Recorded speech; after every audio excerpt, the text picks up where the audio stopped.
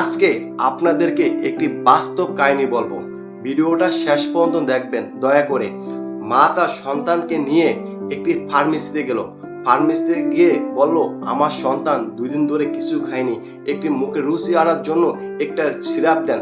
তখন কি হলো, ওই দোকানদার একটি সিরাপ বের করে দিল, দেওয়ার পর বলল এটা 3 বেলা খাওয়াবেন, খাওয়ানোর পর দেখবেন আপনার ছেলের মুখে রুচি চলে আসবে।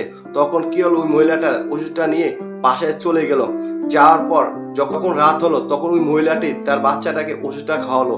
খাওয়ানোর পরে ওই ছেলেটি কি হলো, শরীরে যন্ত্রণা শুরু হয়ে গেল। মা খুবই বেদিশ হয়ে গেল। এখন কি করবে, গভীর রাত, এখন কোথায় যাবে? তখন বেদিশা হয়ে সে কি করলো, ডাক্তারখানায় গেল। ডাক্তারখানায় গিয়ে তখন একটি এমবিবিএস ডাক্তারের কাছে গেল। এমবিবিএস কে বলল, আমার সন্তানকে এই ওষুধটা খাওয়ার পরে শরীরের যন্ত্রণা বেড়ে গেল। বলে, আপনার সন্তানকে কিসের ওষুধ খাওয়ালেন? তখন বলল, তার মুখে 2 দিন ধরে রুচি নেই, তার জন্য আমি এই ওষুধটা এক ফার্মেসির দোকান থেকে কিনে নিলাম। তখন ফার্মেসির লোকটি এই ওষুধটা আমাকে দিল। আপনি কি জানেন এই ওষুধটা কিসের ওষুধ? না, আমি তো জানি না এটা কিসের ওষুধ। এলে শোনেন, এই ওষুধটা হলো কোনো ক্যান্সারের ব্যক্তি 40 থেকে 45 বছর হয়, তখন ওই লোকে যদি ক্যান্সার হয়, তখন মুখে যদি রুচি না থাকে, তখন এই ওষুধটা দেওয়া হয়। আপনি না বুঝে কেন এই ওষুধটা খাওয়ালেন? আমি তো বুঝিনি, আমি কি করব, আমার ছেলে 2 দিন ধরে মুখে রুচি নেই, তার জন্য আমি ফার্মেসি দিয়ে ওষুধ নিলাম। আপনারা তো এটাই পারেন, কোনো ডাক্তারের কাছ থেকে পরামর্শ না নিয়ে যেটা এসে সেটাই ওষুধ আপনারা খাওয়ান। আপনাদের একটি সমস্যা, আপনাদের 2 টাকা খরচা হবে দেখে এবং ডাক্তারদেরকে ফি দিতে হবে দেখে ডাক্তারের কাছ থেকে কোনো পরামর্শ নেন না।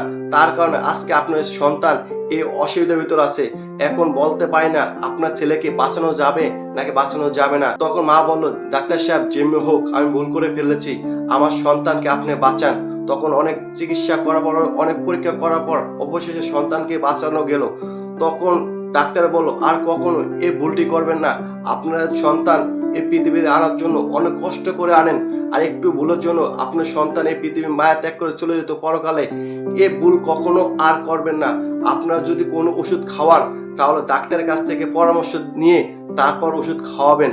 দেখবেন আপনার সন্তান আল্লাহর উসিলায় সুস্থ হয়ে যাবে। সুস্থ করার মালিক হলো একমাত্র আল্লাহ।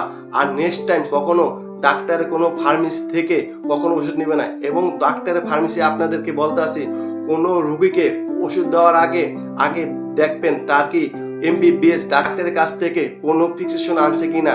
উল্টা পাল্টা কখনো ওষুধ দিবেন না। এমন আপনারা ওষুধ দিয়ে হাজার হাজার রুগী এই পৃথিবী থেকে মৃত্যুবরণ করছে খালি একটি ভুল ওষুধের কারণে। এবং না বুঝে কখনো কোনো ব্যক্তিকে ওষুধ দিবেন না। আর আপনারা কোনো সময় না বুঝে ফার্মেসি থেকে কখনো উল্টা পাল্টা ওষুধ নেবেন না। এবং ওষুধ নেওয়ার পর আপনারা প্যাকেটের ভিতর একটি স্লিপ থাকে, ওই স্লিপটা ঠিক মতন পড়ে এবং কিভাবে খাওয়াতে হবে এবং কি এরা প্রতিরোধ করে বা কি ক্ষমতা সেটা আগে বুঝতে হবে। তারপর আপনার সন্তানকে ওষুধ খাওয়ান। এই ভুল কখনো করবেন না। আর ভিডিওটা যদি ভালো লাগে লাইক কমেন্ট শেয়ার করে দিবেন, বেশি বেশি সাপোর্ট করবেন। আসসালামু আলাইকুম।